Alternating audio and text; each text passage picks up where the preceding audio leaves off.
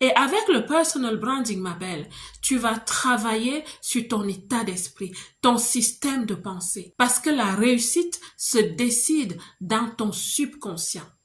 Ce que tu crois être bon et vrai dans ton subconscient va se manifester dans ta vie. Travailler sur toi va donc t'aider à générer en toi-même une énergie, une vibration plus lumineuse et optimiste. Ce n'est qu'à partir de l'intérieur de toi que tu vas commencer à créer de belles choses à l'extérieur.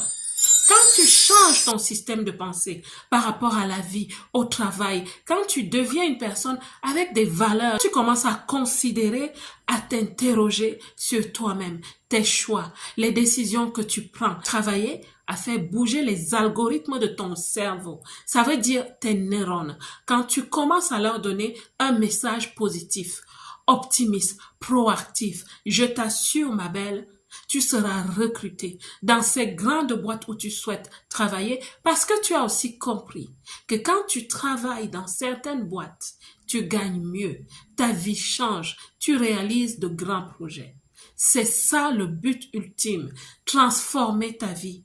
Tu ne vas transformer ta vie que quand tu as une transformation interne et tu peux le faire avec l'exercice qu'on appelle le personal branding, le personal design. Comme un design, un meuble. Il y a des meubles de basse classe et il y a des meubles de haute classe. Tu choisis quel type d'instrument que tu souhaites être. Parce que dans la vie, on n'est pas le résultat de ce qu'on veut, de ce qu'on souhaite. Oh, j'ai fait mes résolutions en début d'année, alors ça va se manifester. Non. En fait, on est le résultat de ce qu'on est vraiment à l'intérieur, de ce que son subconscient sait de nous. Et si notre subconscient sait que nous sommes des personnes de grandeur, nous allons manifester la grandeur. Et c'est pour ça que nous devons d'abord changer notre état d'esprit. Savez-vous qu'il y a un moment dans la vie où les mauvaises personnes commencent à s'éloigner de vous?